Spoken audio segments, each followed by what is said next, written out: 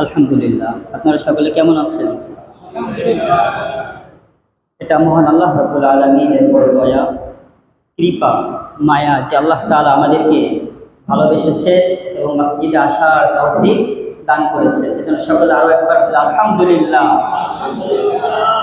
ইন্নাল হামদালিল্লাহ আলহামদুলিল্লাহি নাহমাদুহু ওয়া নাস্তাঈনুহু ওয়া নাস্তাগফিরুহু ওয়া নাউযু বিল্লাহি মিন শুরুরি আনফুসিনা ওয়া মিন সাইয়্যাতি আ'মালিনা।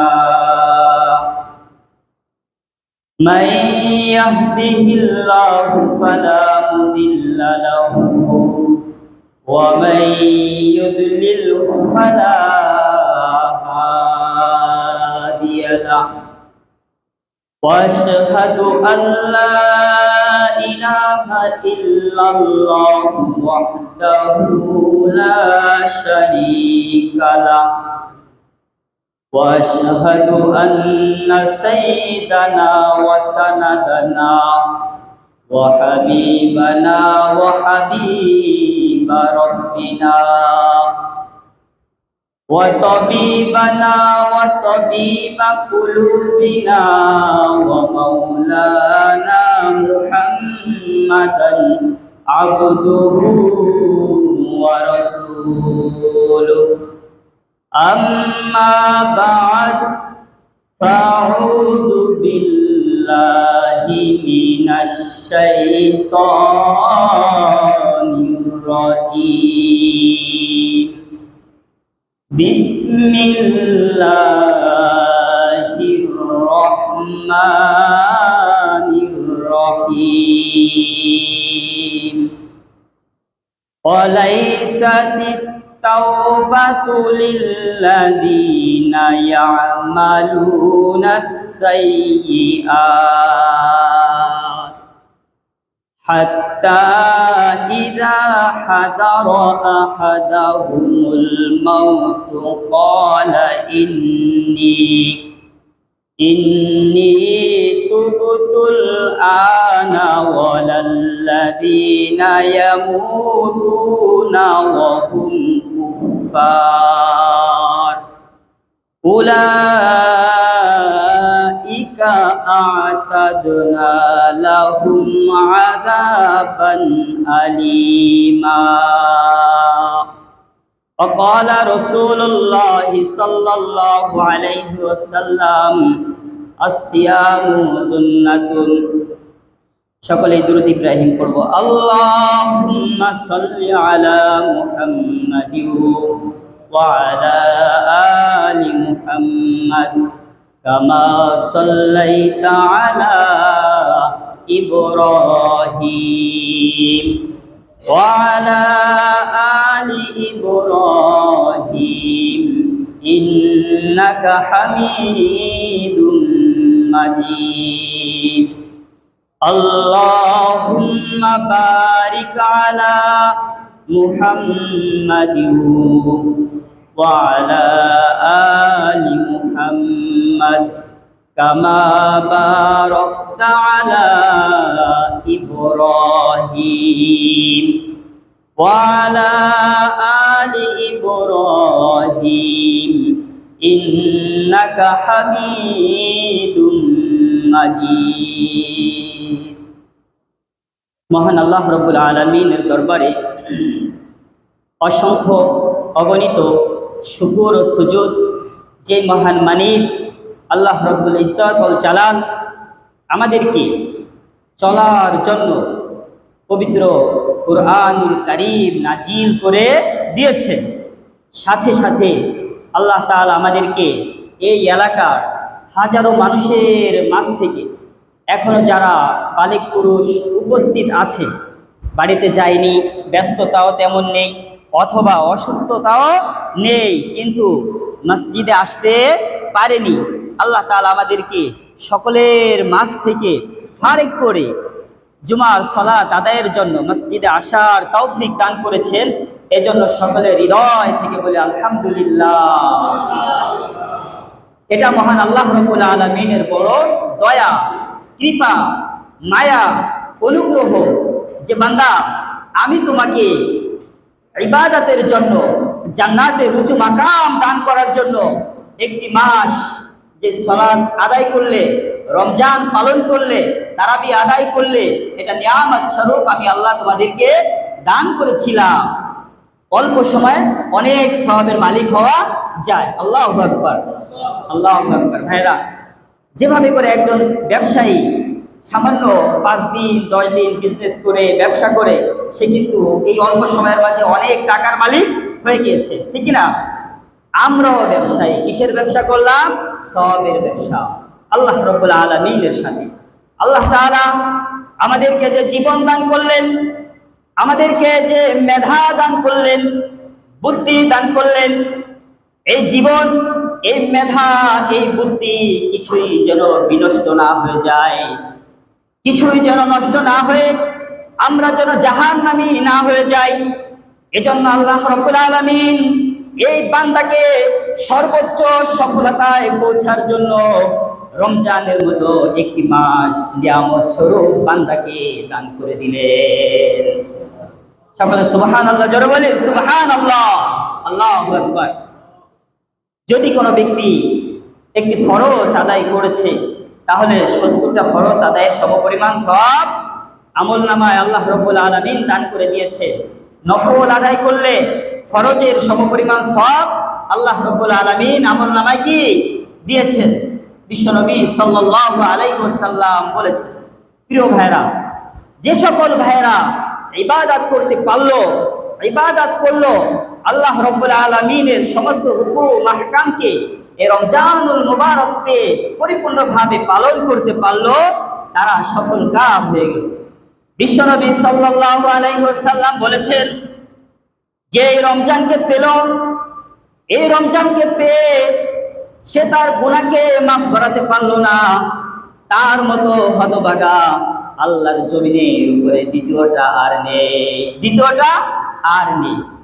আর যে রমজানকে পাওয়ার পর পরিপূর্ণভাবে ইবাদত করে আল্লাহ রাব্বুল আলামিনের কাছে গুনাহ মাফ চেয়ে আল্লাহ রাব্বুল আলামিনের কাছে মাফ চেয়ে নিতে পারলো, সেই হলো সফল কাম আল্লাহ রাব্বুল আলামিনের কাছে দামি। তামাম পৃথিবীর মাঝে আল্লাহ রাব্বুল আলামিন রহমতের দিনগুলিতে বেহিসাব রহমত দান করেছেন, মাগফিরাতের দিনে মাগফিরাত দান করেছেন, নাজাতের দিনে নাজাত দান করেছেন। এই রহমত, মাগফিরাত আর নাজাত যারা পেল, যারা পেয়ে সফল কাম হয়ে গেল, যদি আমরাও তাদের কাতারে আল্লাহ রাব্বুল আলামিন গ্রহণ করে নেয়, দাঁড়াতে পারি, তাহলে তো আমরাও সফল কাম হয়ে যেতে পারলাম। আর যদি সফল কাম না হতে পারি তাহলে ব্যর্থতার শেষ নেই, আমাদের দুঃখের শেষ নেই। কেননা পৃথিবীর বুকে ক্ষতিগ্রস্ত হলে বিশ্বনবীর ভাষায় তারাই ক্ষতিগ্রস্ত হলো যারা রমজান পেয়ে তারা গুনাহ মাফ করাতে পারলো না। এজন্য আমাদের গুনাহ মাফ চাওয়া দরকার ছিল কি ছিল না? রমজান থেকে আমাদেরকে শিক্ষা গ্রহণ করতে হবে, শিক্ষা গ্রহণ করতে হবে। এই রমজানকে পাওয়ার পর প্রতিটি 3 তলা 4 তলা 5 তলা মসজিদ কমিটি হতাশায় পড়ে গিয়েছে, চিন্তায় পড়ে গিয়েছে। আহারে, যদি মসজিদটা আরো বড় হতো তাহলে যে সকল মানুষ বাইরে দাঁড়িয়ে আছে সালাতের জন্য আসছে তারা সালাত আদায় করতে পারতো, একই কাতারে দাঁড়াতে পারতো। কিন্তু মসজিদটা 3 তলা 4 তলা 2 তলা হওয়ার কারণে পারলো না। একটা আফসোস লাগে কি লাগে না? একটা আফসোস হয়ে যায়। কিন্তু রমজান যখন চলে গেল, অথবা রমজানের শেষ দিক থেকেই শুরু হয়ে যায়, প্রথম দিকে যতটা থাকে লোক ততটা থাকে না। আর রমজান চলে গেলে মসজিদের প্রথম কাতারি ভরে না। তখন আবার সভাপতিরা চিন্তা করে কি, এত বড় মসজিদ না হলেও চলতো, মনে হয় এক কাতারের একটা মসজিদ হলেই ভালো ছিল। তাহলে কেমন হয়ে গেল না চিন্তাটা? এই চিন্তাটা আসলো কেন? এই চিন্তাটা আসছে আমাদের মতো মুসল্লিদের কারণে, ঠিক না ভাই? আল্লাহ রাব্বুল আলামিন 5 ওয়াক্ত নামাজ আমাদের উপরে ফরজ করেছেন না ব্যক্তিগত খেয়াল খুশিভাবে আদায় করব তেমন করে দিয়েছেন। ফরজ করেছেন না নফল করেছেন? আল্লাহ রাব্বুল আলামিন এই উম্মতে মুহাম্মাদিয়ার উপরে 5 ওয়াক্ত সালাত ফরজ করে দিয়েছেন। এই 5 ওয়াক্ত সালাত যদি মুসলমান জামাতের সাথে মসজিদে আদায় করে, তাহলে মসজিদগুলি রমজানও যেমনি ভাবে ভরা থাকবে, রমজান ছাড়া আরো 11টি মাসও ঠিক তেমনি ভাবে ভরা থাকবে, ঠিক না? রমজান ছাড়া আরো 11টি মাস ঠিক তেমনি ভাবে ভরা থাকবে। এখন আমাদেরকে চিন্তা করা দরকার, চিন্তা করতে হবে, আমি কি শুধু সাপ্তাহিক মুসল্লি হব, নাকি মাসিক মুসল্লি হব, নাকি বাৎসরিক প্যাকেজে রমজান মাসের মুসল্লি হব? আমাকে এটা চিন্তা করে দেখতে হবে। যদি আমি শুধু রমজানের মুসল্লি হয়ে যাই, তাহলে সারা বছর যেমনি ভাবে নামাজ না পড়লে গুনাহ হতো, ঠিক তেমনি ভাবে রমজানও নামাজ না পড়লে সেই গুনাহ হবে, সেই গুনাহ হবে। আর রমজানে শুধু ইবাদত করলাম, বাকি নামাজগুলি পড়লাম না, 11 মাস সিয়াম যে আছে, নফল ইবাদতগুলি আছে, ফরজিয়াতগুলি আছে, কিছুই আদায় করলাম না, আমার আল্লাহ রাব্বুল আলামিনের উপরে কতটুকু বিশ্বাস সেটা আমি নিজেই যাচাই বাছাই করতে পারি। কারণ যার প্রতি ভালোবাসা আমার খুব বেশি, তাকে আমি একদিন দেখতে যাই না, একবার দেখতে যাই না, তাকে আমি বারবার দেখতে যাই, ঠিক না? তাকে আমি বারবার দেখতে যাই, কেননা তাকে বারবার দেখলে আমার হৃদয় ভালো লাগবে, আমার কাছে আনন্দ লাগবে যে তুমি আমার বন্ধু, তুমি আমার প্রিয়জন, তুমি আমার স্বজন, তুমি আমার আত্মীয়। আমি তোমাকে যতবার দেখবো, প্রিয় মানুষ, ভালোবাসার মানুষ, ততবার আমার হৃদয় ভরে যাবে। তাহলে বোঝা যাচ্ছে আজ আমার বন্ধু আমার কাছে দামি, আমার স্ত্রী আমার কাছে দামি, আমার সন্তান আমার কাছে দামি, আমার আত্মীয় আমার কাছে দামি, আমার প্রতিবেশী আমার কাছে দামি, আমার ব্যবসায়িক পয়েন্ট আমার কাছে দামি, কিন্তু আমার রব যিনি আমাকে বানালেন, সৃষ্টি করলেন, তিনি আমার কাছে শুধুমাত্র কয়েকদিনের জন্য, কয়েক মুহূর্তের জন্য কিঞ্চিত পরিমাণ দামি, ঠিক না? যদি পরিপূর্ণ দামি হতো, তাহলে আমি আমার সন্তানকে যেমনি ভাবে ভালোবাসি, আমি আমার স্ত্রীকে যেমনি ভাবে ভালোবাসি, আমি আমার অর্থ বিত্ত টাকা পয়সাকে যেমনি ভাবে ভালোবাসি, তার চাইতে বেশি ভালোবাসতাম আমি আমার আল্লাহকে। আর আল্লাহকে ভালোবাসতে হলে বিশ্বনবী সাল্লাল্লাহু আলাইহি ওয়াসাল্লামকে ভালোবাসতে হবে, সেই তরিকায় আমল করতে হবে। এজন্য বিশ্বনবী সাল্লাল্লাহু আলাইহি ওয়াসাল্লাম বলে দিলেন, লা ইউমিনু আহাদুকুম হাত্তা আকুনা আহাব্বা ইলাইহি মিন ওয়ালিদিহি ওয়া ওয়ালাদিহি ওয়ান নাসি আজমাইন। বিশ্বনবী সাল্লাল্লাহু আলাইহি ওয়াসাল্লাম বললেন, তোমরা তত সময় পর্যন্ত পূর্ণ মুমিন হতে পারবে না যত সময় পর্যন্ত তোমার সম্পদ, সন্তান সন্ততি, অর্থবিত্ত সব কিছুর চাইতে আমি নবীকে বেশি ভালো না বাসবা, তত সময় পর্যন্ত তোমরা পূর্ণ মুমিন হতে পারবে না। তাহলে মুমিন দুই প্রকার বোঝা যাচ্ছে, একটা হচ্ছে শুধু মুমিন, আর একটা হচ্ছে পূর্ণ মুমিন। পূর্ণ মুমিন শুধু মুমিন যে সে কখনো কখনো ইবাদত করবে তার মন খেয়াল খুশি মতো, তার ভালো লেগেছে সে নামাজ আদায় করবে, তার ভালো লেগেছে সে হয়তো কোনো একটি গুরুত্বপূর্ণ ইসলামের কাজ করবে, হতে পারে সেই কাজটা আংশিকও করতে পারে, ফুল করতে পারে। আর যে পূর্ণ মুমিন, তার জ্বর হবে, তার অসুস্থতা হবে, সে বিছানায় কাতর থাকবে, কিন্তু যখন মসজিদ থেকে আজান ভেসে আসবে, আল্লাহু আকবার, আল্লাহু আকবার, আল্লাহ বড়, আল্লাহ সবচেয়ে বড় শব্দটা ভেসে আসার সাথে সাথেই লোকটা বলবে, আমি তো বিছানায় বসতে পারছি না, উঠতে পারছি না, তোমরা আমাকে তায়াম্মুম করার ব্যবস্থা করে দাও। যখন তাকে তায়াম্মুম করার ব্যবস্থা অথবা যে পজিশন আছে সেই পজিশনে পবিত্রতার জন্য যেটা করা যায় সেটা করে দেওয়া হবে। লোকটা যদি উঠে না বসতে পারে, কাবলার দিকে মুখ করে সে শুয়ে শুয়ে আল্লাহু আকবার বলে হাত পেতে নামাজ আদায় করে নিবে। এটা হচ্ছে বড় পূর্ণ ঈমানের পরিচয়, বড় ঈমানের পরিচয়। বান্দা যখন ওই অবস্থাতে সালাত আদায় করে নিবে, আমার আল্লাহ রাব্বুল আলামিন আকাশের ফেরেশতাদেরকে ডেকে ডেকে বলবে, ও ফেরেশতারা রে, জমিনের মাঝে তাকিয়ে দেখো, তোমরা না বলেছিলে আমি এই মানুষ জাতিকে যেন সৃষ্টি না করি। আমার বান্দাকে আমি অসুস্থতার নিয়ামত দিয়েছি, তারপরেও আমার বান্দা উঠতে পারেনি, বিছানায় শুয়ে শুয়ে আমি আল্লাহ কি বলে আল্লাহু আকবার, আমি নাকি বড়, আমি তার কাছে বড়, আর সত্যি আমি আল্লাহ বড়, সে সেটা বুঝেই বলেছে। ফেরেশতারা তোমরা সাক্ষী থাকো, আমি আল্লাহ আমার ওই বান্দার জীবনের সমস্ত গুনাহগুলিকে মাফ করে দিলাম। আল্লাহু আকবার। আল্লাহ রাব্বুল আলামিন বান্দার গুনাহগুলিকে মাফ করে দিবেন, আর ওই বান্দা মৃত্যুর সাথে সাথে আল্লাহ রাব্বুল আলামিনের জান্নাতের উঁচু মাকাম পেয়ে যাবেন। সুবহানাল্লাহ। প্রিয় ভাইরা, এজন্য আমাদের প্রত্যেককে ইবাদত করলে, একটি মুহূর্তের জন্য ইবাদত করলে চলবে না।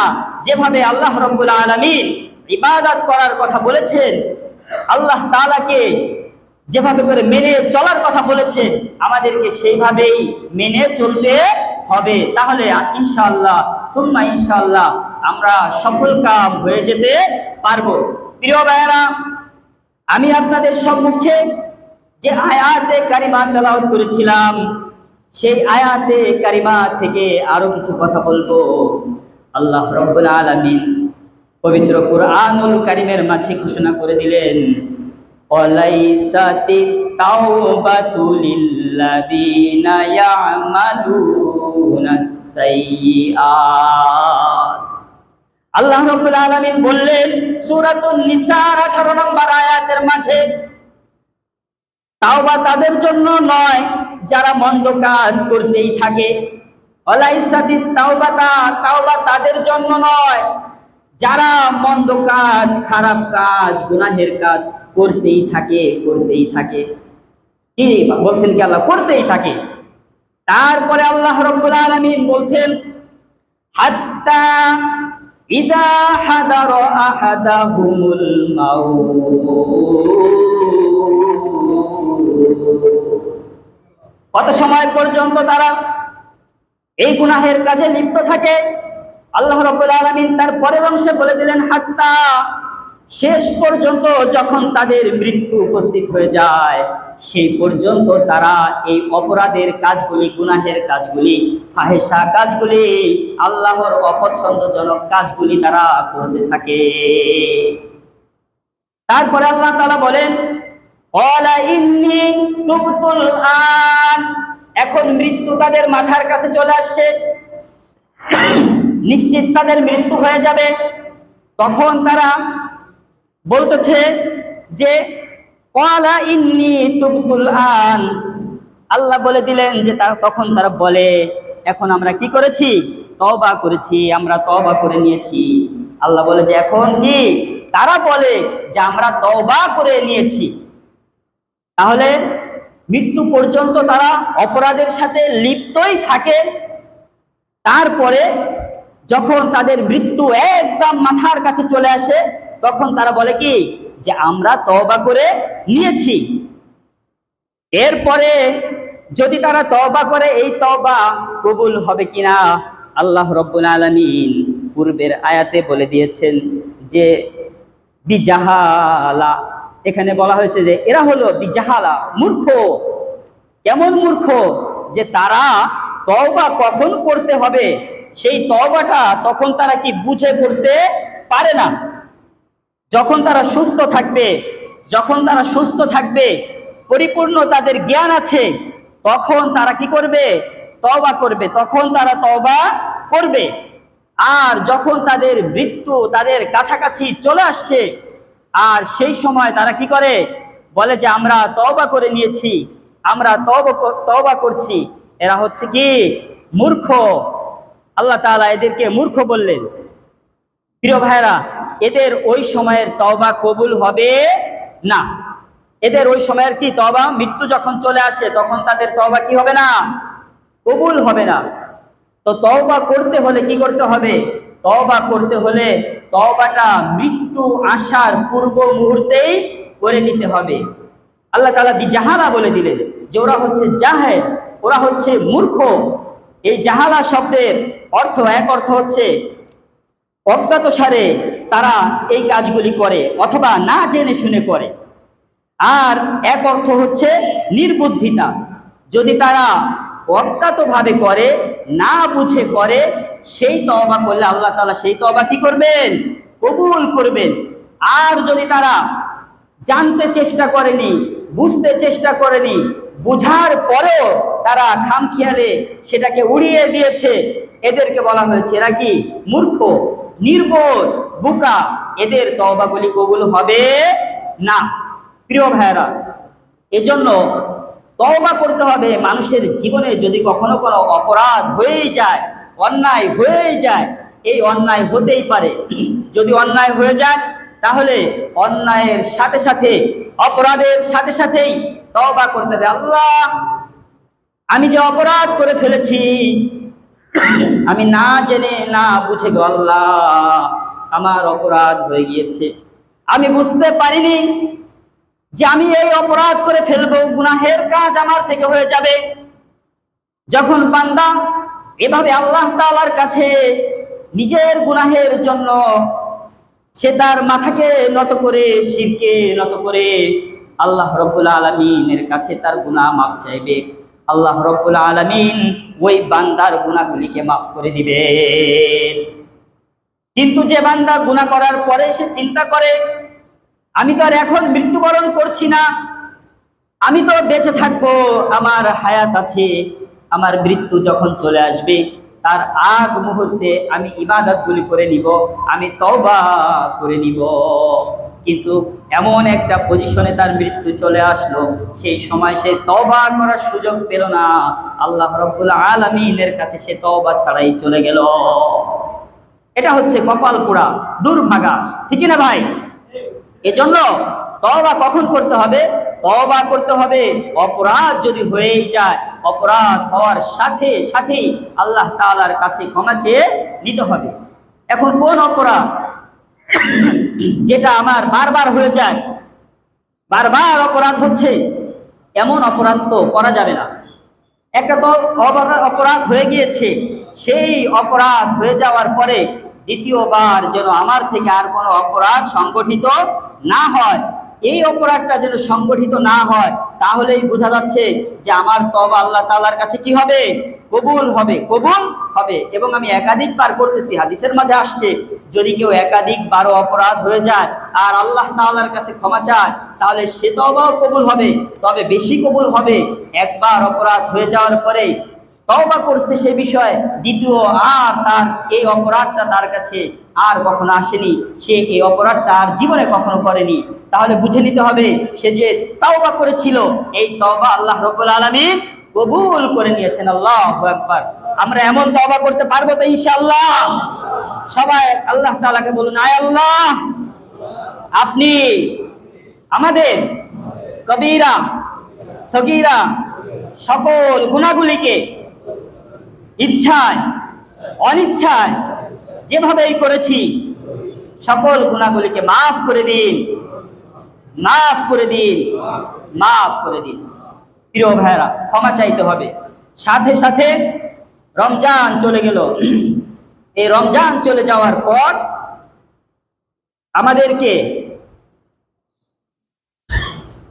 আমাদেরকে যেটা করতে হবে সেটা হলো, রমজানের পরে কি মাস? শাওয়াল মাস। এই শাওয়াল মাসে 6টি রোজা রাখতে হয়। কয়টি রোজা রাখতে হয়? 6টি রোজা শাওয়াল মাসে রাখতে হয়।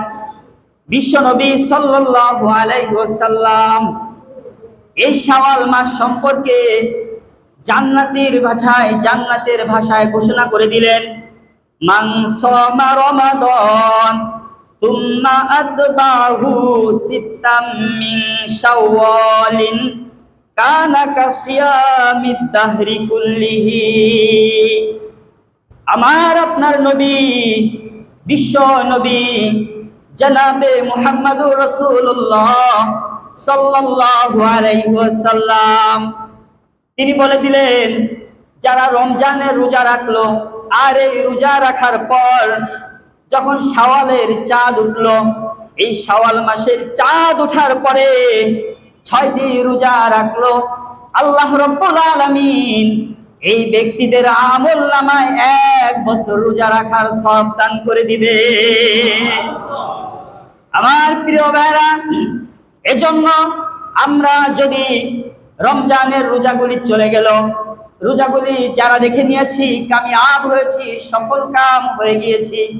এখন শাওয়ালের যদি 6টি এই শাওয়াল মাসের রোজাগুলি রাখতে পারি, শাওয়াল মাসের রোজাগুলি রাখার সাথে সাথে 365 দিন রোজা রাখার সওয়াব দিয়ে দিবেন কে? আল্লাহু আকবার। 365 দিন রোজা রাখতে আমাদের কষ্ট হবে কি হবে না? অনেক কষ্ট হয়ে যাবে, কিন্তু 6টা রোজা রাখা দরকার আছে কি আছে না? 6টা রোজা রাখা দরকার আছে। যদি আমরা এই 6টা রোজা রাখতে পারি তাহলে আমাদের আমল নামায় আল্লাহ রাব্বুল আলামিন 1 বছর রোজা রাখার সওয়াব দান করে দিবেন। আমরা রাজি আছি তো ইনশাআল্লাহ? প্রিয় ভাইরা, যে সকল ভাইরা রমজানের ফরজ রোজাগুলি রাখতে পারেননি, অসুস্থ ছিলেন, বিশেষভাবে তাদের বলবো, অসুস্থ ছিলেন সে সকল ভাইয়েরা রোজাগুলি কাজা আদায় করে নেবেন। একটা একটা রোজা আদায় করে নিলেই কি, যে কয়টা রোজা আপনাদের জীবন থেকে ছুটে গেল সেই কয়টা রোজা যদি আদায় করে নেওয়া হয় তাহলে ইনশাআল্লাহ আল্লাহ তাআলা যে পরিমাণ সওয়াব রমজানে দিত আদায় করে নিল, সেই পরিমাণ সওয়াব দান করে দিবেন। প্রিয় ভাইয়েরা, মৃত্যুর পরের জীবনে আমাদের বিন্দু পরিমাণ সওয়াব আশার থাকবে না, অপশন অফ হয়ে যাবে। যদি আমার সন্তান নেক সন্তান থেকে যায়, যদি আমার অর্থ থেকে দান করা হয় তাহলে সেটা কাজে আসবে। যেটা বলা হয় সদকা যদি আমার নামে কেউ করে তখন আমি অন্যের দিকে তাকিয়ে থাকবো, তখন লাভবান হতে পারবো। নতবা বিন্দু পরিমাণ সওয়াব আমার মাধ্যমে আমি ইবাদত করে অর্জন করব, সেটা সম্ভব হবে না। এজন্য আমাদেরকে এখনই ইবাদতকে এমনভাবে ধরতে হবে যে আমার জীবন থেকে যেন কোনো ফরজিয়া ছুটে না চলে যায়। প্রিয় ভাইরা, হাসরের ময়দান খুব কঠিন হবে, ভয়াবহ হবে। এই হাসরের ময়দানে আদম সন্তান 5টি প্রশ্নের উত্তর না দিয়ে কেউ 1 কদম সামনে যেতে পারবে না। আমরা শুনতে চাই কি চাই না? কোন 5টি প্রশ্ন আমাদেরকে করা হবে জানতে চাই? প্রিয় ভাইরা, আল্লাহ রাব্বুল আলামিনের 5টি প্রশ্নের জবাব দিয়ে তারপরেই কদম সামনে অগ্রসর করতে হবে। একথা বিশ্বনবী সাল্লাল্লাহু আলাইহি ওয়াসাল্লাম বলে দিলেন। বিশ্বনবী সাল্লাল্লাহু আলাইহি ওয়াসাল্লাম বললেন যে 5টি প্রশ্নের উত্তর দিয়ে সামনে অগ্রসর হতে হবে। সেই প্রশ্নের প্রথম যে প্রশ্নটি সেটা হলো আন উমারিহি, তোমার জীবনকে কোন পথে ব্যয় করেছো? তুমি তোমার জীবনকে কোন পথে ব্যয় করেছো? এই প্রশ্নের জবাব দিয়ে একজনকে সামনে অগ্রসর হতে হবে। যদি এই প্রশ্নের উত্তর কেউ না দিতে পারে সে সামনে অগ্রসর হতে পারবে না। তাহলে বলা হয়েছে তুমি তোমার জীবনকে কোন কাজে ব্যয় করেছো। তারপরের প্রশ্ন থাকবে ওয়াহান শাবাবিহি, তুমি তোমার যৌবনকে কোন কাজে ব্যয় করেছো? তুমি তোমার যৌবনকালকে কোন কাজে ব্যয় করেছো? যুবক, আল্লাহর দেওয়া যেই জীবন আর যৌবন, এই যৌবনের কোনো হিসাব আমরা রাখি না। আমরা আমাদের যৌবনের হিসাব রাখি না, অথচ বিশ্বনবী সাল্লাল্লাহু আলাইহি ওয়াসাল্লাম বললেন প্রথম প্রশ্ন যেটা, তারপর পর যৌবনের প্রশ্ন চলে আসলো, তুমি তোমার যৌবনকে কোন পথে ব্যয় করেছো? এই প্রশ্নের জবাব দিতে হবে কি হবে না? যৌবনকে হেলায় খেলায় ব্যয় করা যাবে না, যৌবনকে ইবাদতের মাঝে ব্যয় করতে হবে। যৌবনকালের ইবাদত পছন্দ কার কাছে? যৌবনকালে যেমনি ভাবে কোন দল নেতা নেত্রীরা ডেকে নেয়, পছন্দ করে, বৃদ্ধকে নিতে চায় না, যুবককে নিতে চায়, ঠিক তেমনি ভাবে যৌবনের ইবাদত আল্লাহ রাব্বুল আলামিনের কাছে দামি। 3 নম্বর প্রশ্ন ওয়ামালিহি, তুমি কিভাবে মাল উপার্জন করেছো? এই প্রশ্নের জবাব দিতে হবে কিয়ামতের ময়দানে। আজ অন্ধকারে গভীর রজনীতে অথবা অন্যায়ভাবে অন্যের সম্পদকে লুট করে নিলাম, এই জবাব দিতে হবে কি হবে না? জবাব দিতে হবে না? কিয়ামতের ময়দানে, হাসরের ময়দানে প্রশ্ন তৃতীয় নাম্বার এটা থাকবে যে কিভাবে মাল উপার্জন তুমি করেছ। শুধু তাই নয়, মালটা কিভাবে ব্যয় করেছে এটাও একটি প্রশ্ন। বলা হয়েছে যে তুমি সম্পদ অর্জন করলে চতুর্থ নাম্বার প্রশ্ন থাকবে এই সম্পদকে তুমি কিভাবে ব্যয় করেছো।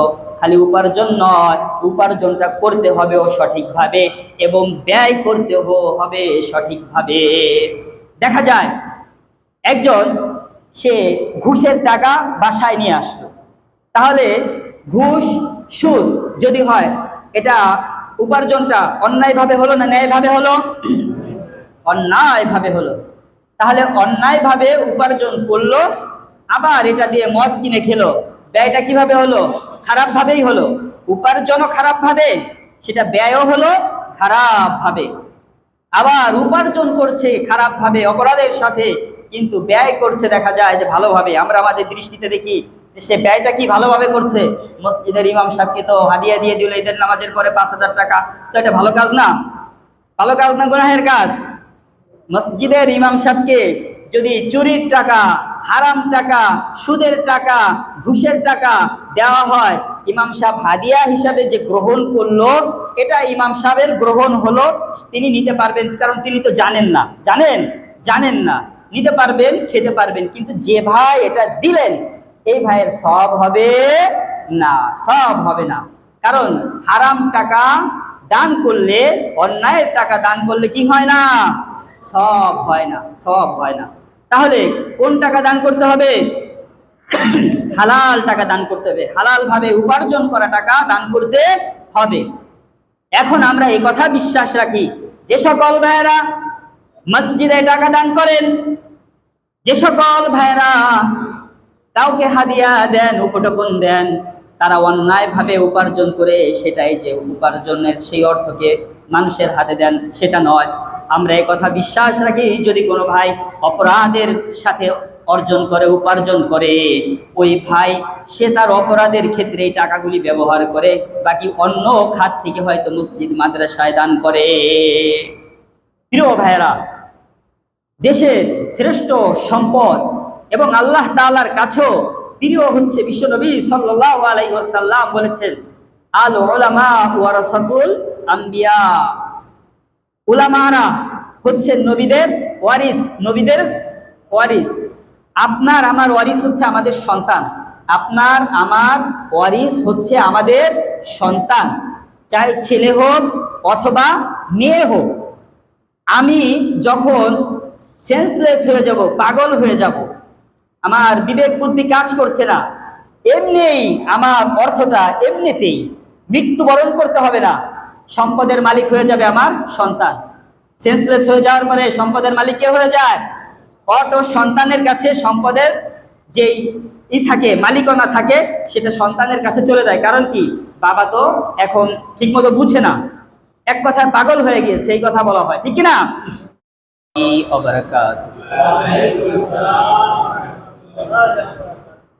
আলহামদুলিল্লাহ, আপনারা সকলে কেমন আছেন?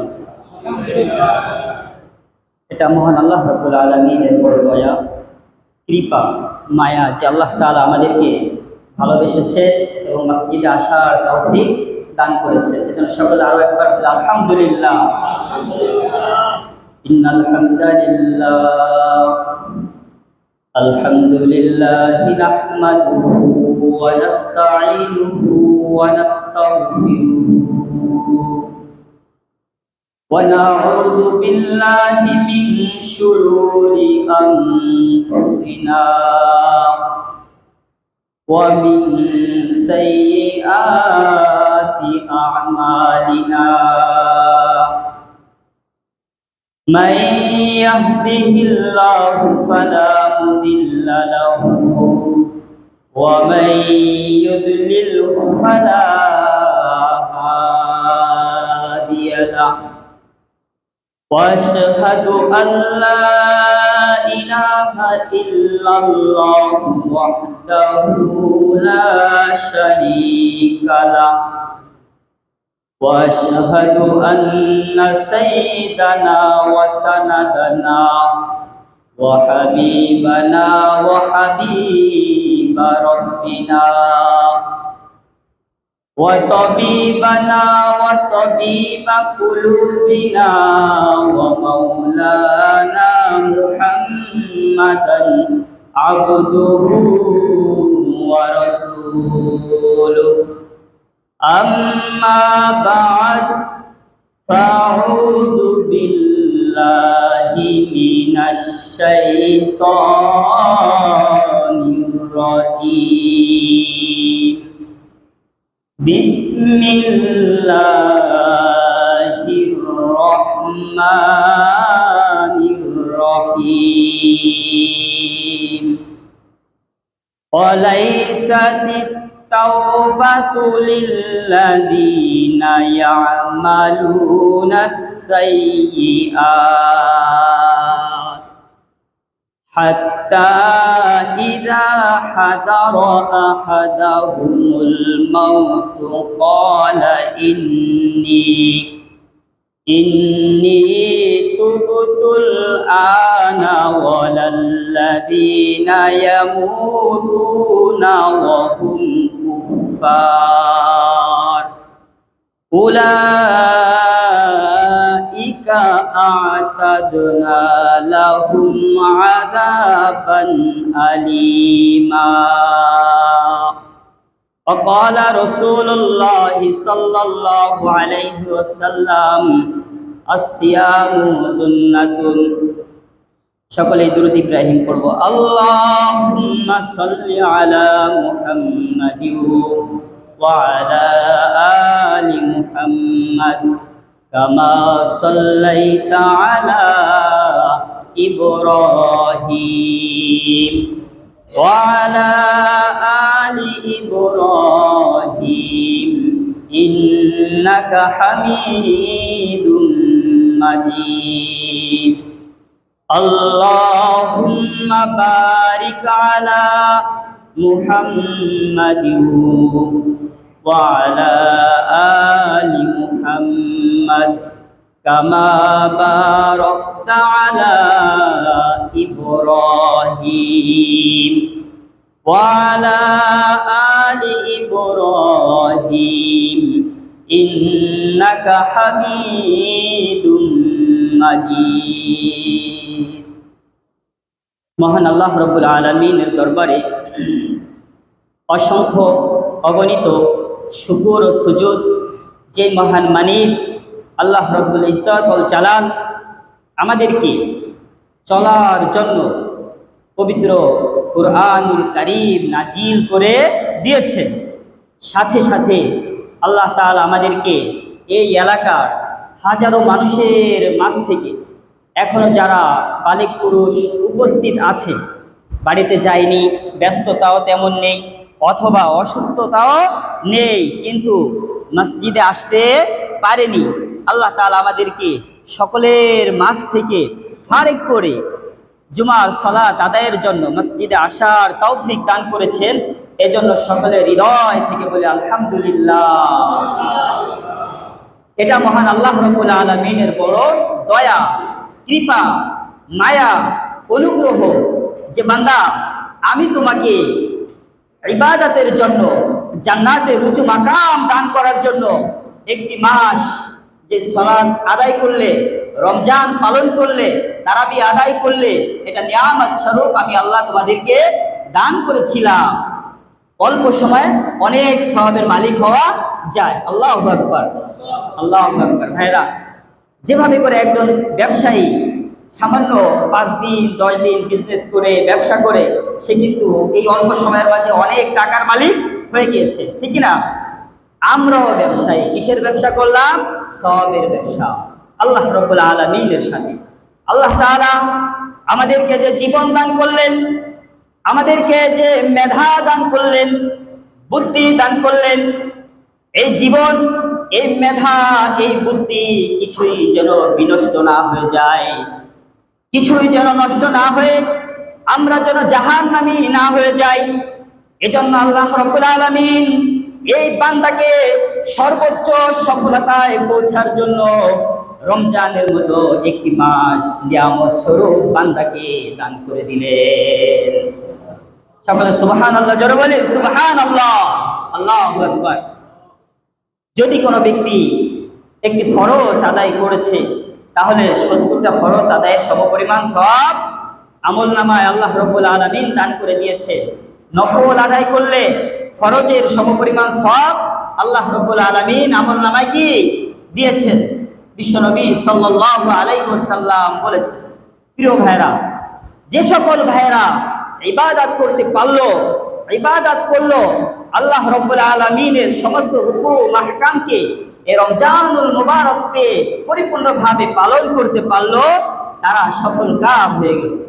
বিশ্বনবী সাল্লাল্লাহু আলাইহি ওয়াসাল্লাম বলেছেন, যে এই রমজানকে পেল, এই রমজানকে পেয়ে সে তার গুনাহকে মাফ করাতে পারলো না, তার মতো হতভাগা আল্লাহর জমিনের উপরে দ্বিতীয়টা আর নেই, দ্বিতীয়টা আর নেই।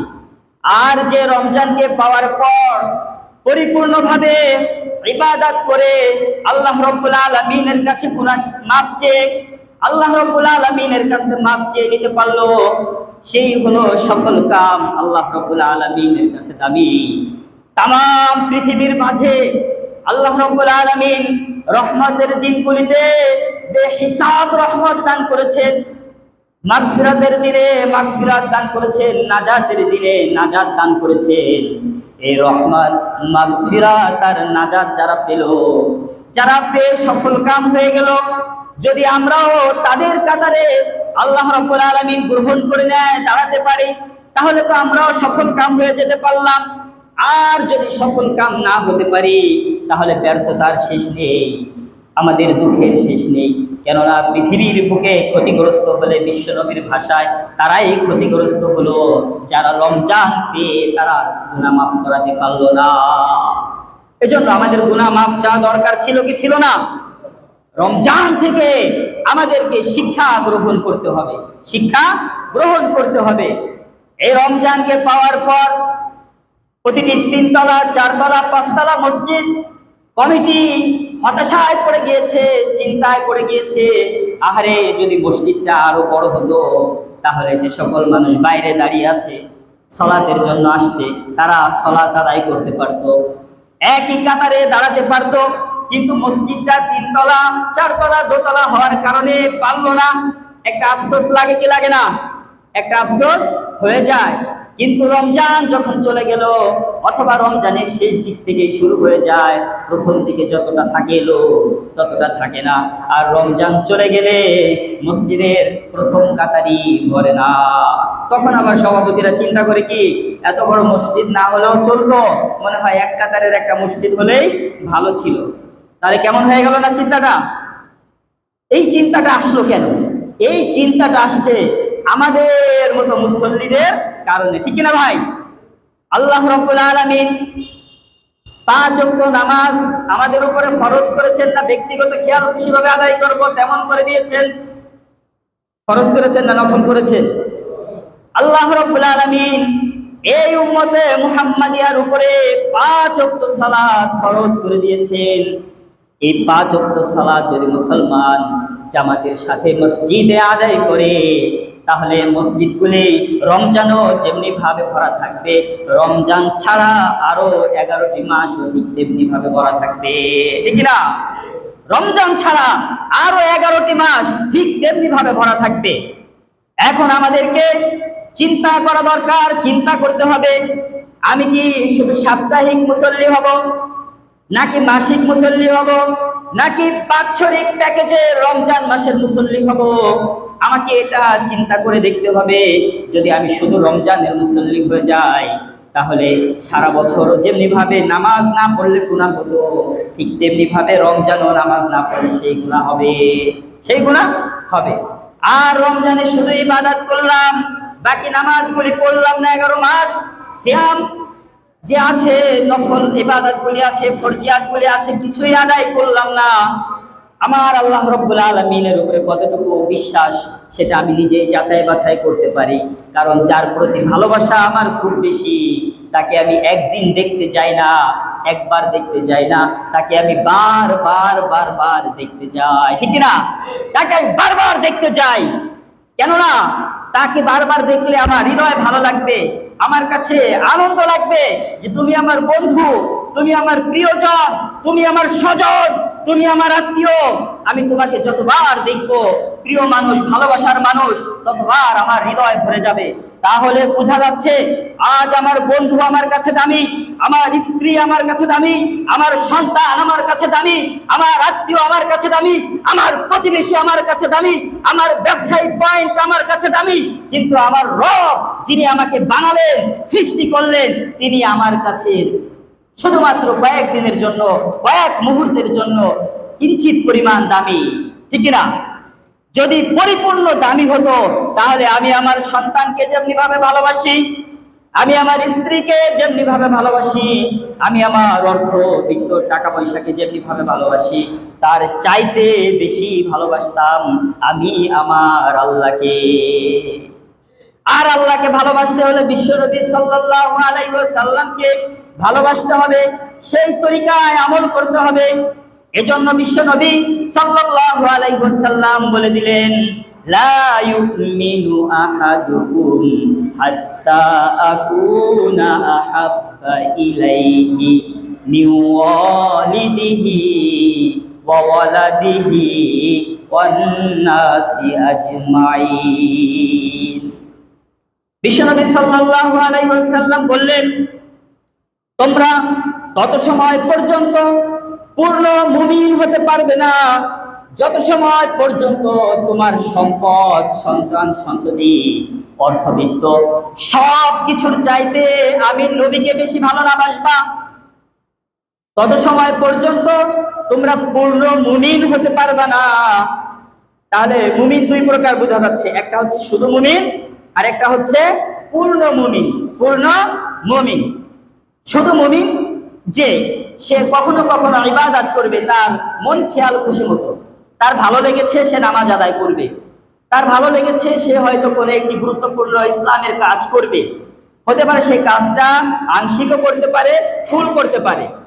আর যে পূর্ণ মুমিন, তার জ্বর হবে, তার অসুস্থতা হবে, সে বিছানায় কাতর থাকবে, কিন্তু যখন মসজিদ থেকে আজান ভেসে আসবে, আল্লাহু আকবার, আল্লাহু আকবার, আল্লাহ বড়, আল্লাহ সবচেয়ে বড় শব্দটা ভেসে আসার সাথে সাথেই লোকটা বলবে, আমি তো বিছানায় বসতে পারছি না, উঠতে পারছি না, তোমরা আমাকে তায়াম্মুম করার ব্যবস্থা করে দাও। যখন তাকে তায়াম্মুম করার ব্যবস্থা অথবা যে পজিশন আছে সেই পজিশনে পবিত্রতার জন্য যেটা করা যায় সেটা করে দেওয়া হবে। লোকটা যদি উঠে না বসতে পারে, কাবলার দিকে মুখ করে সে শুয়ে শুয়ে আল্লাহু আকবার বলে হাত পেতে নামাজ আদায় করে নিবে। এটা হচ্ছে বড় পূর্ণ ঈমানের পরিচয়, বড় ঈমানের পরিচয়। বান্দা যখন ওই অবস্থাতে সালাত আদায় করে নিবে, আমার আল্লাহ রাব্বুল আলামিন আকাশের ফেরেশতাদেরকে ডেকে ডেকে বলবে, ও ফেরেশতারা রে, জমিনের মাঝে তাকিয়ে দেখো, তোমরা না বলেছিলে আমি এই মানুষ জাতিকে যেন সৃষ্টি না করি, আমার বান্দাকে আমি অসুস্থতার নিয়ামত দিয়েছি, তারপরেও আমার বান্দা উঠতে পারেনি, বিছানায় শুয়ে শুয়ে আমি আল্লাহ কি বলে আল্লাহু আকবার, আমি নাকি বড়, আমি তার কাছে বড়, আর সত্যি আমি আল্লাহ বড়, সে সেটা বুঝেই বলেছে। ফেরেশতারা তোমরা সাক্ষী থাকো, আমি আল্লাহ আমার ওই বান্দার জীবনের সমস্ত গুনাহগুলিকে মাফ করে দিলাম। আল্লাহু আকবার। আল্লাহ রাব্বুল আলামিন বান্দার গুনাহগুলিকে মাফ করে দিবেন, আর ওই বান্দা মৃত্যুর সাথে সাথে আল্লাহ রাব্বুল আলামিনের জান্নাতের উঁচু মাকাম পেয়ে যাবেন। সুবহানাল্লাহ। প্রিয় ভাইরা, এজন্য আমাদের প্রত্যেককে ইবাদত করলে, একটি মুহূর্তের জন্য ইবাদত করলে চলবে না। যেভাবে আল্লাহ রাব্বুল আলামিন ইবাদত করার কথা বলেছেন, আল্লাহ তাআলাকে যেভাবে করে মেনে চলার কথা বলেছেন, আমাদেরকে সেইভাবেই মেনে চলতে হবে। তাহলে ইনশাআল্লাহ সুম্মা ইনশাআল্লাহ আমরা সফল কাম হয়ে যেতে পারবো। প্রিয় ভাইরা, আমি আপনাদের সম্মুখে যে আয়াতে কারিমা তেলাওয়াত করেছিলাম, সেই আয়াতে কারিমা থেকে আরো কিছু কথা বলবো। আল্লাহ রাব্বুল আলামিন পবিত্র কুরআনুল কারীমের মাঝে ঘোষণা করে দিলেন, ওয়ালাইসাতিত তাওবাতু লিল্লাযিনা ইয়ামালুনাস সাইয়্যাত আল্লাহ রাব্বুল আলামিন বললেন সূরাতুন নিসার 18 নম্বর আয়াতের মাঝে, তাওবা তাদের জন্য নয় যারা মন্দ কাজ করতেই থাকে। ওয়ালাইসাতিত তাওবাতা, তাওবা তাদের জন্য নয় যারা মন্দ কাজ, খারাপ কাজ, গুনাহের কাজ করতেই থাকে। কি বলছেন কি আল্লাহ? করতেই থাকে। তারপরে আল্লাহ রাব্বুল আলামিন বলছেন হাত্তা ইযা হাদারা আহাদাহুমুল মাউত, কত সময় পর্যন্ত তারা এই গুনাহের কাজে লিপ্ত থাকে? আল্লাহ রাব্বুল আলামিন তার পরের অংশে বলে দিলেন হাত্তা, শেষ পর্যন্ত যখন তাদের মৃত্যু উপস্থিত হয়ে যায় সেই পর্যন্ত তারা এই অপরাধের কাজগুলি, গুনাহের কাজগুলি, ফাহেসা কাজগুলি, আল্লাহর অপছন্দজনক কাজগুলি তারা করতে থাকে। তারপরে আল্লাহ তাআলা বলেন ক্বালা ইন্নী তুবতুল আন, এখন মৃত্যু তাদের মাথার কাছে চলে আসছে, নিশ্চিত তাদের মৃত্যু হয়ে যাবে। তখন তারা বলতেছে যে ক্বালা ইন্নী তুবতুল আন, আল্লাহ বলে দিলেন যে তখন তারা বলে এখন আমরা কি করেছি? তওবা করেছি, আমরা তওবা করে নিয়েছি। আল্লাহ বলে যে এখন কি? তারা বলে যে আমরা তওবা করে নিয়েছি। তাহলে মৃত্যু পর্যন্ত তারা অপরাধের সাথে লিপ্তই থাকে। তারপরে যখন তাদের মৃত্যু একদম মাথার কাছে চলে আসে তখন তারা বলে কি? যে আমরা তওবা করে নিয়েছি। এরপরে যদি তারা তওবা করে এই তওবা কবুল হবে কিনা আল্লাহ রাব্বুল আলামিন পূর্বের আয়াতে বলে দিয়েছেন যে বিজাহালা, এখানে বলা হয়েছে যে এরা হলো বিজাহালা, মূর্খ। কেমন মূর্খ? যে তারা তওবা কখন করতে হবে সেই তওবাটা তখন তারা কি বুঝে করতে পারে না। যখন তারা সুস্থ থাকবে, পরিপূর্ণ তাদের জ্ঞান আছে, তখন তারা কি করবে? তওবা করবে, তখন তারা তওবা করবে। আর যখন তাদের মৃত্যু তাদের কাছাকাছি চলে আসছে আর সেই সময় তারা কি করে? বলে যে আমরা তওবা করে নিয়েছি, আমরা তওবা করছি। এরা হচ্ছে কি? মূর্খ। আল্লাহ তাআলা এদেরকে মূর্খ বললেন। প্রিয় ভাইরা, এদের ওই সময়ের তওবা কবুল হবে না। এদের ওই সময়ের কি তওবা, মৃত্যু যখন চলে আসে তখন তাদের তওবা কি হবে না? কবুল হবে না। তো তওবা করতে হলে কি করতে হবে? তওবা করতে হলে তওবাটা মৃত্যু আসার পূর্ব মুহূর্তেই করে নিতে হবে। আল্লাহ তাআলা বিজাহালা বলে দিলেন যে ওরা হচ্ছে জাহেল, ওরা হচ্ছে মূর্খ। এই জাহালা শব্দের এক অর্থ হচ্ছে অজ্ঞাতসারে তারা এই কাজগুলি করে অথবা না জেনে শুনে করে। আর এক অর্থ হচ্ছে নির্বুদ্ধিতা। যদি তারা অজ্ঞাতভাবে করে, না বুঝে করে, সেই তওবা করলে আল্লাহ তাআলা সেই তওবা কি করবেন? কবুল করবেন। আর যদি তারা জানতে চেষ্টা করেনি, বুঝতে চেষ্টা করেনি, বুঝার পরেও তারা খামখেয়ালে সেটাকে উড়িয়ে দিয়েছে, এদেরকে বলা হয়েছে এরা কি? মূর্খ, নির্বোধ, বোকা। এদের তওবাগুলি কবুল হবে না।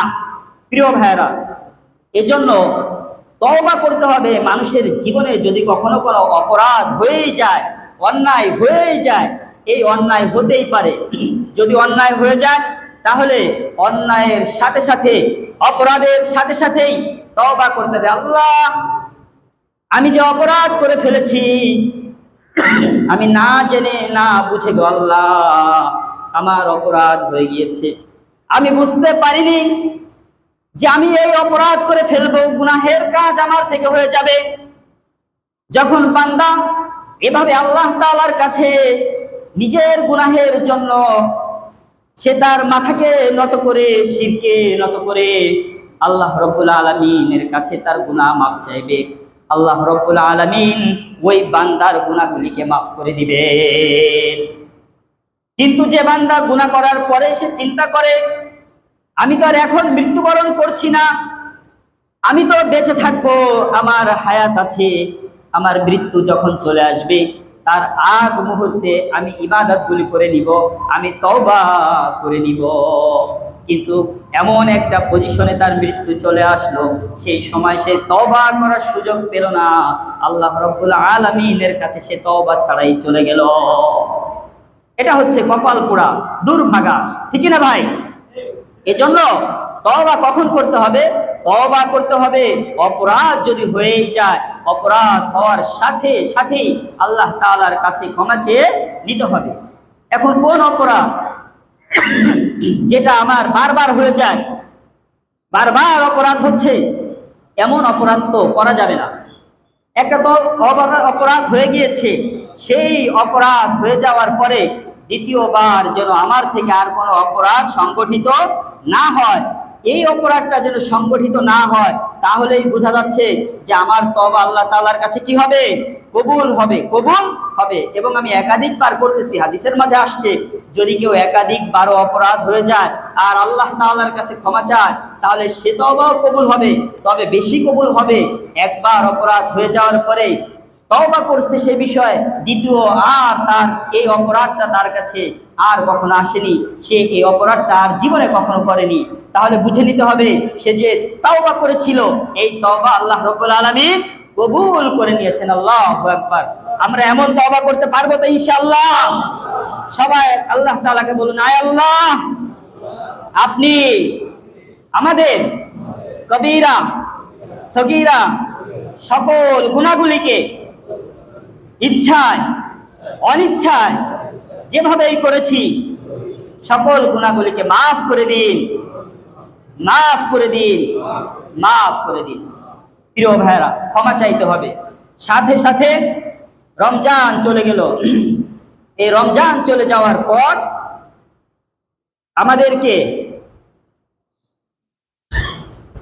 আমাদেরকে যেটা করতে হবে সেটা হলো, রমজানের পরে কি মাস? শাওয়াল মাস। এই শাওয়াল মাসে 6টি রোজা রাখতে হয়। কয়টি রোজা রাখতে হয়? 6টি রোজা শাওয়াল মাসে রাখতে হয়। বিশ্বনবী সাল্লাল্লাহু আলাইহি ওয়াসাল্লাম এই শাওয়াল মাস সম্পর্কে জান্নাতের ভাষায় ঘোষণা করে দিলেন, মান সামা রমাদান তুম্মা আতবাহু সিত্তাম মিন শাওয়ালিন কানা কাসিয়ামিদ দাহরি কুল্লিহি।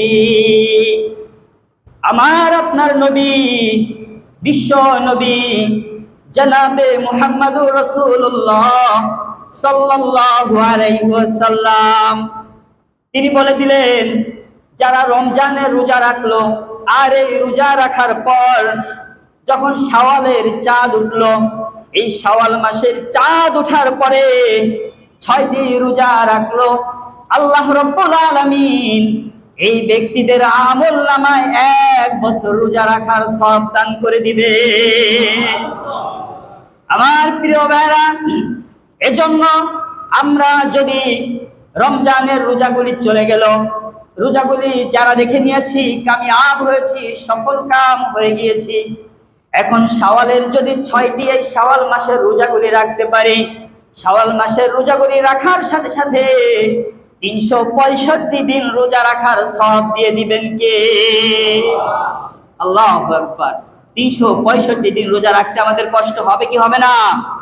অনেক কষ্ট হয়ে যাবে, কিন্তু 6টা রোজা রাখা দরকার আছে কি আছে না? 6টা রোজা রাখা দরকার আছে। যদি আমরা এই 6টা রোজা রাখতে পারি, তাহলে আমাদের আমল নামায় আল্লাহ রাব্বুল আলামিন 1 বছর রোজা রাখার সওয়াব দান করে দিবেন। আমরা রাজি আছি তো ইনশাআল্লাহ? প্রিয় ভাইরা, যে সকল ভাইরা রমজানের ফরজ রোজাগুলি রাখতে পারেননি, অসুস্থ ছিলেন, বিশেষভাবে তাদের বলবো, অসুস্থ ছিলেন সে সকল ভাইয়েরা রোজাগুলি কাজা আদায় করে নেবেন। একটা একটা রোজা আদায় করে নিলেই কি, যে কয়টা রোজা আপনাদের জীবন থেকে ছুটে গেল, সেই কয়টা রোজা যদি আদায় করে নেওয়া হয়, তাহলে ইনশাআল্লাহ আল্লাহ তাআলা যে পরিমাণ সওয়াব রমজানে দিত, আদায় করে নিল, সেই পরিমাণ সওয়াব দান করে দিবেন। প্রিয় ভাইয়েরা, মৃত্যুর পরের জীবনে আমাদের বিন্দু পরিমাণ সওয়াব আশার থাকবে না, অপশন অফ হয়ে যাবে। যদি আমার সন্তান নেক সন্তান থেকে যায়, যদি আমার অর্থ থেকে দান করা হয়, তাহলে সেটা কাজে আসবে, যেটা বলা হয় সদকা যদি আমার নামে কেউ করে তখন আমি অন্যের দিকে তাকিয়ে থাকব, তখন লাভবান হতে পারবো। নতবা বিন্দু পরিমাণ সওয়াব আমার মাধ্যমে আমি ইবাদত করে অর্জন করব, সেটা সম্ভব হবে না। এজন্য আমাদেরকে এখনই ইবাদতকে এমনভাবে ধরতে হবে যে আমার জীবন থেকে যেন কোনো ফরজিয়া ছুটে না চলে যায়। প্রিয় ভাইরা, হাসরের ময়দান খুব কঠিন হবে, ভয়াবহ হবে। এই হাসরের ময়দানে আদম সন্তান 5টি প্রশ্নের উত্তর না দিয়ে কেউ এক কদম সামনে যেতে পারবে না। আমরা শুনতে চাই কি চাই না? কোন 5টি প্রশ্ন আমাদেরকে করা হবে জানতে চাই? প্রিয় ভাইরা, আল্লাহ রাব্বুল আলামিনের 5টি প্রশ্নের জবাব দিয়ে তারপরেই কদম সামনে অগ্রসর করতে হবে। একথা বিশ্বনবী সাল্লাল্লাহু আলাইহি ওয়াসাল্লাম বলে দিলেন।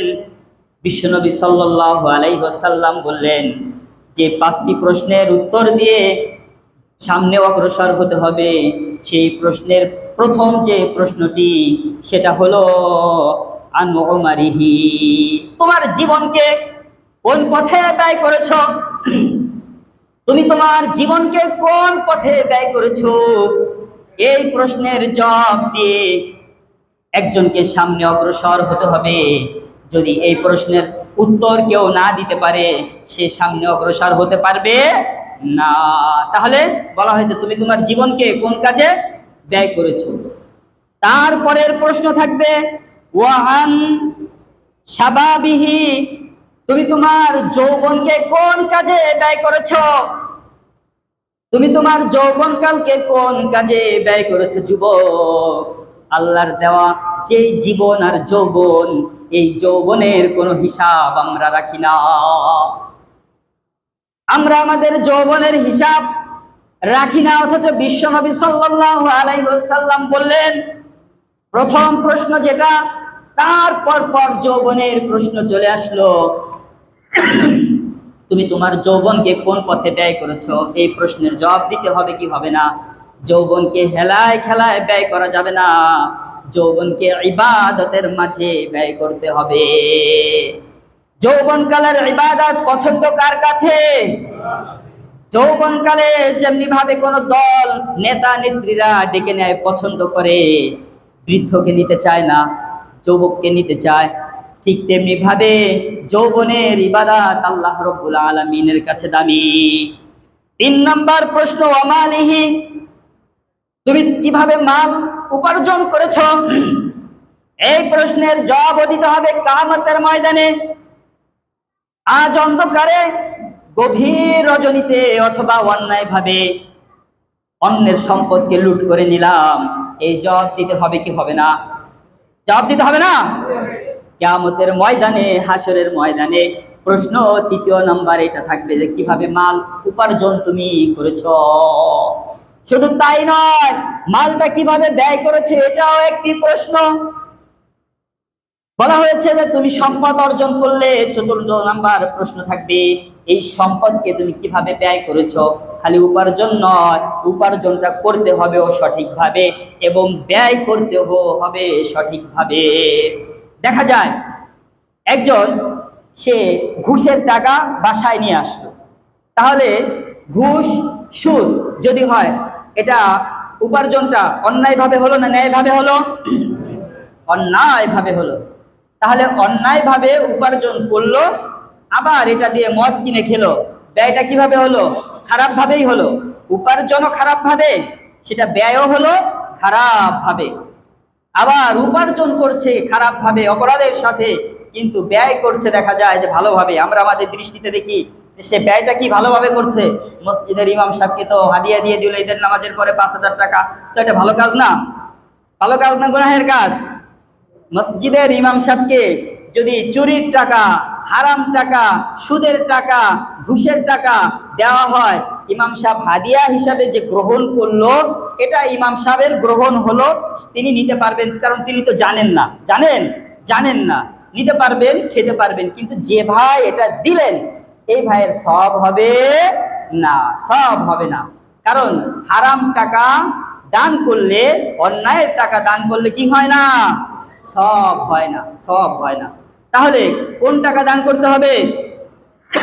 হালাল টাকা দান করতে হবে, হালাল ভাবে উপার্জন করা টাকা দান করতে হবে।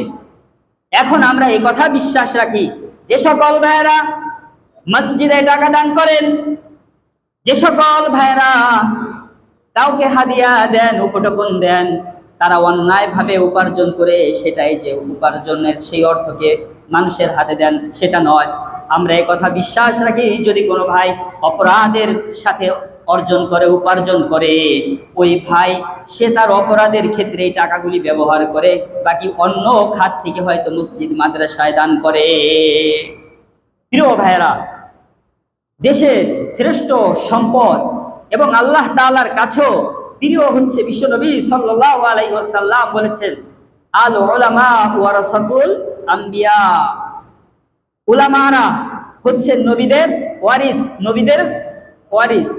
আপনার আমার ওয়ারিস হচ্ছে আমাদের সন্তান, আপনার আমার ওয়ারিস হচ্ছে আমাদের সন্তান, চাই ছেলে হোক অথবা মেয়ে হোক। আমি যখন সেন্সলেস হয়ে যাব, পাগল হয়ে যাব, আমার বিবেক বুদ্ধি কাজ করছে না, এমনিই আমার অর্থটা এমনিতেই মৃত্যুবরণ করতে হবে না, সম্পদের মালিক হয়ে যাবে আমার সন্তান। সেন্সলেস হয়ে যাওয়ার পরে সম্পদের মালিক কে হয়ে যায়? অটো সন্তানের কাছে সম্পদের যেই থাকে, মালিকানা থাকে, সেটা সন্তানের কাছে চলে যায়। কারণ কি? বাবা তো এখন ঠিকমতো বুঝে না, এক কথায় পাগল হয়ে গিয়েছে, এই কথা বলা হয়, ঠিক কিনা?